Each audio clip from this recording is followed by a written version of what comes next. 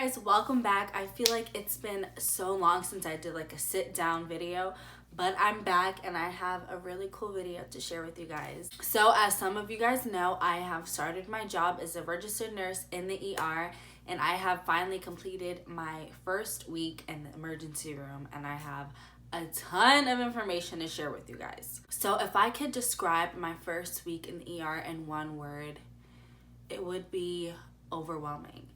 Don't get me wrong, I absolutely love it. It's like I am obsessed with the emergency department, but there is so much to learn, and just like first getting thrown into it, I'm like, what the heck? So I've completed 1 week, which is 3 shifts with my preceptor, and y'all, let me just tell you, I was so blessed because I have like the best preceptor I could possibly have. Like, she's so amazing, she's so smart, she's so thorough, she makes it like feel like such a safe environment to learn in.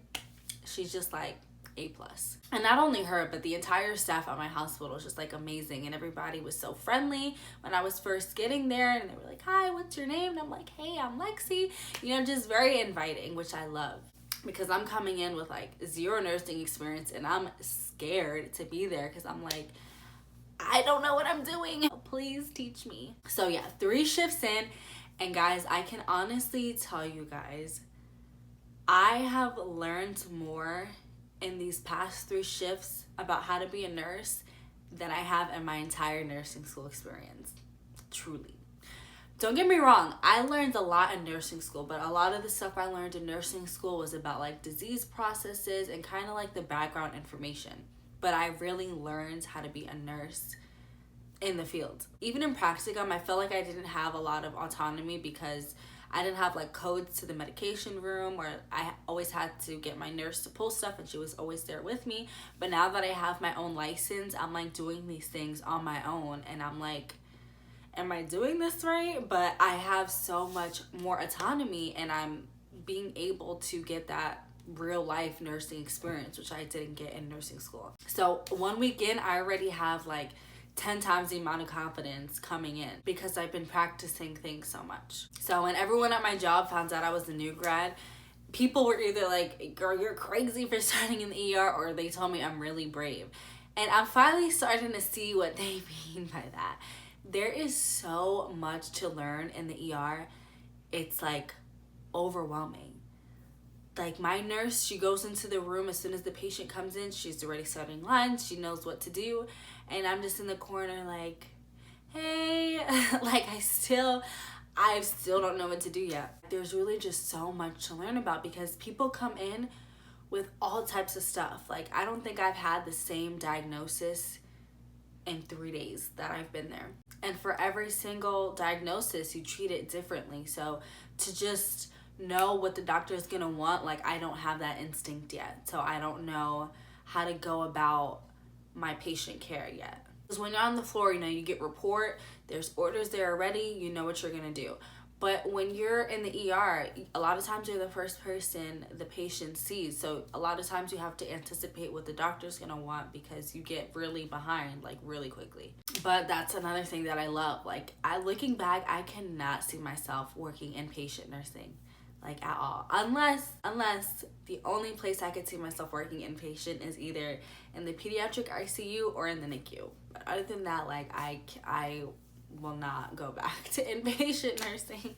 But even though I say I won't go back to inpatient nursing, a lot of times ER nurses are inpatient nurses because when our floors are filled up, the patients stay downstairs sometimes the whole shift. So we transition into inpatient nurses and give them their meds when they're scheduled and communicate with their doctors and everything like that. So when I tell you my first week was overwhelming, it was definitely a lot to take in. We have a room in our ER called the trauma room, and we bring in anything from trauma to overdoses to codes. Anything that's like life-threatening usually goes in the trauma room. So I had my first like trauma-like situation, and it was a teenage overdose. And when I tell you, I walked in there and I was looking crazy. I was looking crazy because I didn't know what to do. Like, I walked in and the doctor was doing his thing at the head of the bed. The nurses were all doing their thing. Respiratory was doing their thing. And I just walk in like, like, can I help with anything? I feel like I was just in everybody's way and I just didn't know what to do. Because as soon as the patient rolled in, everybody's jumping to their jobs, starting lines, giving meds, intubating, writing notes. And I'm like, oh my gosh, like, what do I do? I feel so useless just standing here. And then the doctor shouted out an order at me. And I really wanted to be like, I'm a student. Like, I don't know what you're doing. But I'm like, oh shoot, like, I'm actually a nurse now. Like, I have to handle my business. So I had somebody help me out. But then I swear, and that's when you're in a stress situation, everything you learn pretty much goes out the window. Because I had the simple task of putting a restraint on the patient. And everything I've ever learned was just like, phew. I was literally looking at the restraint like, can somebody please help me? Because I forgot how to put a restraint on. Like, I can do it 20 times in simulation lab like nothing with my eyes closed. As soon as it was like a serious, stressful situation, I forgot how to do everything. I'm standing there with the restraint like, I don't know what I'm doing. And I was embarrassed. But the good thing, like I said, is the people I work with are so supportive. So they like jumped in, helped me, no problem, showed me how to do it. And I also got to insert an OG tube, which is like an NG except for going through the nose. It just goes through the mouth. And I also got to insert a Foley. And they were like walking me through everything, asking me questions, quizzing me, which again was stressful because in that situation, I didn't know what I was talking about or what I was thinking. And they were asking me like, oh, why would you do this? And I'm like, I don't freaking know. But afterwards, I felt like so proud of myself. I felt so confident. I was stressed out, but I was able to put restraints, put in an OG tube, a Foley and everything. And I was like, dang girl, check you out.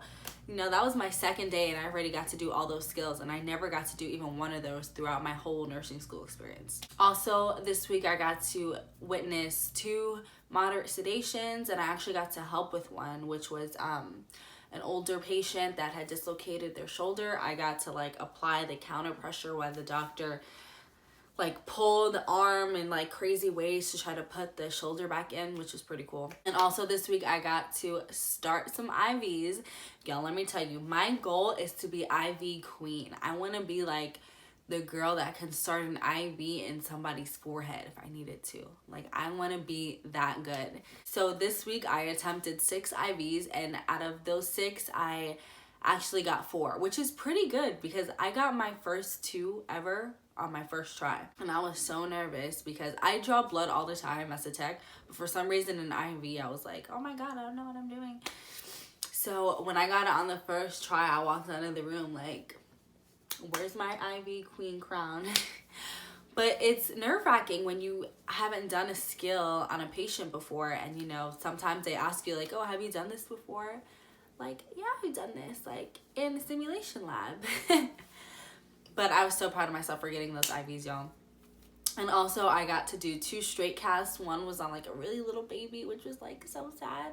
And the other was on like an older patient. But I'm just practicing so many skills. I can't believe the amount of experience I've gotten in 3 shifts. This is why I love the ED, because you can literally do so much in one day. But what comes with that is the busyness of the ER.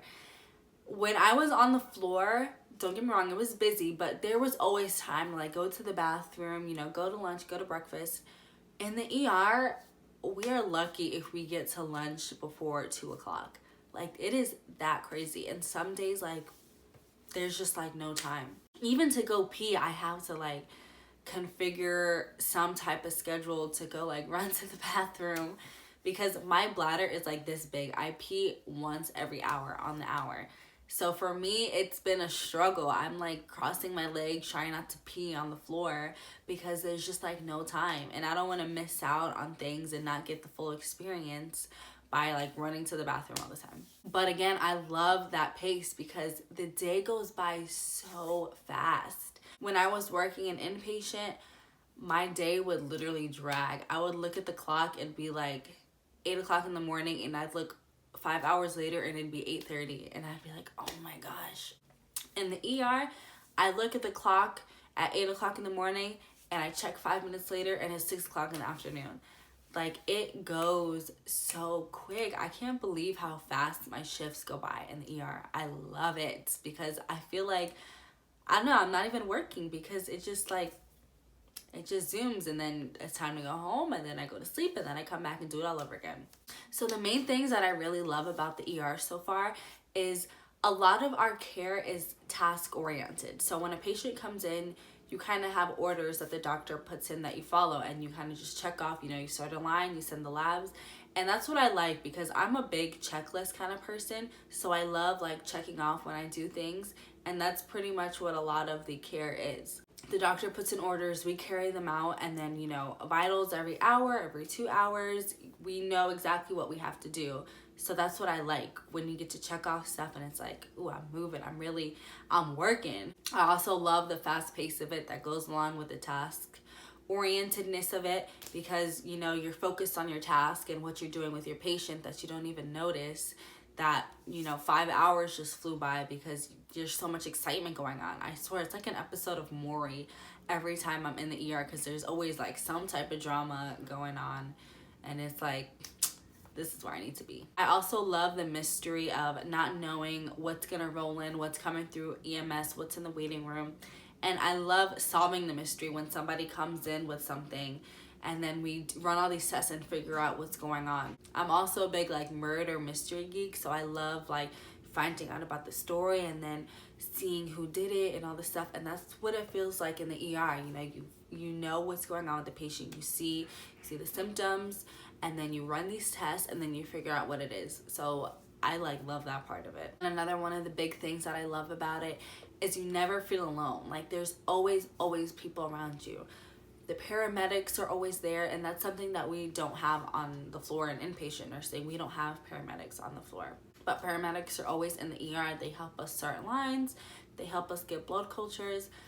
They are like our saviors. I love our paramedics in the ER. Some of the things I really need to work on that I've noticed is building my knowledge, especially on medication. When I was in that code situation, the doctor was, yelling out meds that he wanted to get, and I'm like, some of the stuff I've never heard of, and I don't want to push something I've never even heard of or have no idea what it is. So what I do is every time I come home, while I'm working, if I come across a med or a disease process or something I don't know about, I'll write it down, and when I get home, I have like a little sheet and I'll just look up everything that I learned that day, which kind of just reinforces the information so that when I see it again, I'm like, oh, I know what that is. And that's also a good tip for you guys. If you come across stuff in clinicals, in class and lecture, wherever you are, if you have no idea what it is, look it up, because chances are you're gonna run into it again and you're gonna wish you knew what the heck that was. And one of the biggest things I need to work on is trusting myself,